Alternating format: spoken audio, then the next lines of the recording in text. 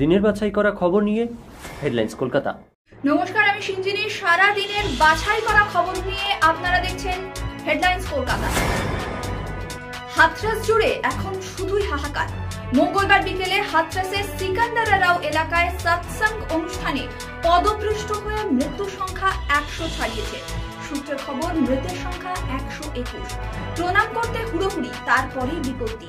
ভোলে বাবার চরণধুলি পেতে গিয়ে কি শেষ হলো শতাধিক প্রাণ? আজ হাথরাসের ঘটনায় আহতদের সঙ্গে দেখা করলেন যোগী আদিত্যনাথ। ভোলে বাবা ভণ্ড, হাথরাস কাণ্ড নিয়ে নিন্দায় সরব ভক্তরা।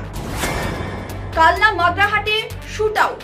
পূর্ব বর্ধমানের কালনায় এক ব্যক্তিকে গুলি করে খুন করল দুষ্কৃতীরা। অন্যদিকে দক্ষিণ 24 পরগনার মগরাহাটে ব্যবসায়ীকে খুন করে টাকা ছিনতাইয়ের অভিযোগ উঠেছে। মমতার আমলে এজি পদ ছাড়া দুই প্রাক্তন আইনজীবীও হাইকোর্টে মুখ্যমন্ত্রীর হয়ে যুদ্ধে নামলেন। মঙ্গলবার কলকাতা হাইকোর্টে মমতা বন্দ্যোপাধ্যায়ের বিরুদ্ধে মানহানির মামলা করেছিলেন রাজ্যপাল সিভি আনন্দ বোস। বুধবারই সেই মামলার শুনানি ছিল বিচারপতি কৃষ্ণা রাওয়ের এজলাসে। মুখ্যমন্ত্রী মমতা বন্দ্যোপাধ্যায়ের আমলে রাজ্য সরকারের সর্বোচ্চ আইনি পরামর্শদাতা অ্যাডভোকেট জেনারেল এজির পদ ছেড়েছিলেন এই দুজন। রাজ্যপালের দায়ের করা মানহানি মামলায় বুধবার মুখ্যমন্ত্রীর হয়ে কলকাতা হাইকোর্টে আইনি লড়াই লড়তে নামলেন সেই দুই প্রাক্তন এজি। মুখ্যমন্ত্রীর হয়ে আইনজীবীদের যে প্যানেল আদালতে সওয়াল করবেন, সেই দলে রয়েছেন জয়ন্ত মিত্র এবং সৌমেন্দ্রনাথ মুখোপাধ্যায়।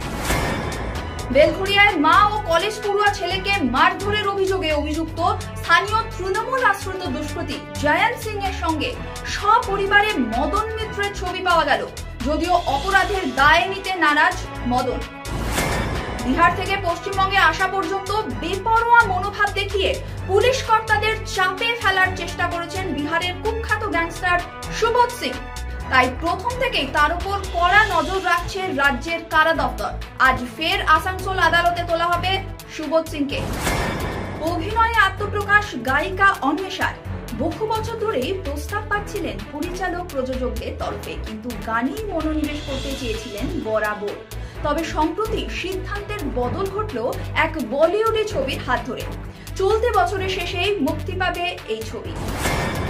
মঙ্গলবার বোলপুরের জাম্বুনির চারুপল্লীতে প্রতীচের দীর্ঘদিনের কর্মী অসুস্থ অরবিন্দের সঙ্গে দেখা করতে গেলেন নোবেল জয়ী অমর্ত্য সেন।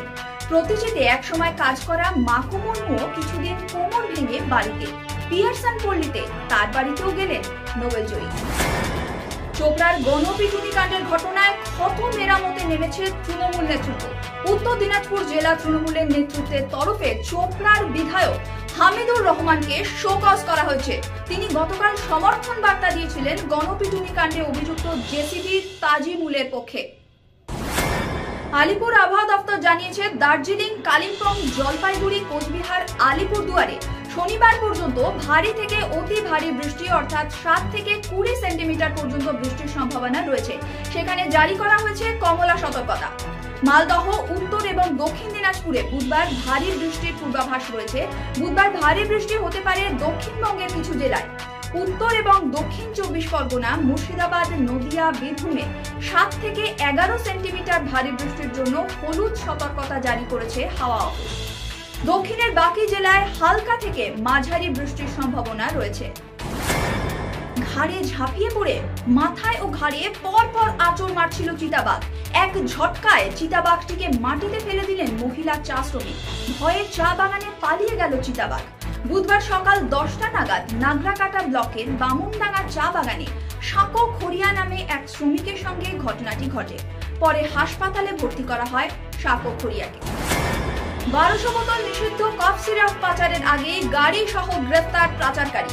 পুলিশের চোখ ফাঁকি দিতে গাড়ির আড়ালে নিষিদ্ধ কাপ সিরাপ ফেন্সিডিল পাচার করতে গিয়ে পুলিশের জালে গ্রেফতার হলো এক পাচারকারী। মঙ্গলবার রাতে ডোমকল থানার পুলিশ মুক্তারপুর থেকে বিলাসপুরগামী রাজ্য সড়কে নাকা চেকিং চালানোর সময় সন্দেহভাজন এক ব্যক্তিকে প্রথমে তার গাড়ি সহ আটক করে। এরপরেই তল্লাশি অভিযান চালাতে গিয়ে চোখ কপালে ওঠে পুলিশ কর্মীদের। ওই গাড়ি থেকে 1200 বোতল ফেন্সিডিলের বোতল বাজেয়াপ্ত করা হয়। রথযাত্রা উপলক্ষে নানান রকম প্রস্তুতি পর্ব শুরু হয়ে গেছে গোটা পুরী শহর জুড়ে। গোটা শহর জুড়ে নানান রকম উচ্ছ্বাসের ছবি। আপনারা এতক্ষণ দেখছিলেন সারা দিনের বাছাই করা খবর নিয়ে হেডলাইন্স কলকাতা।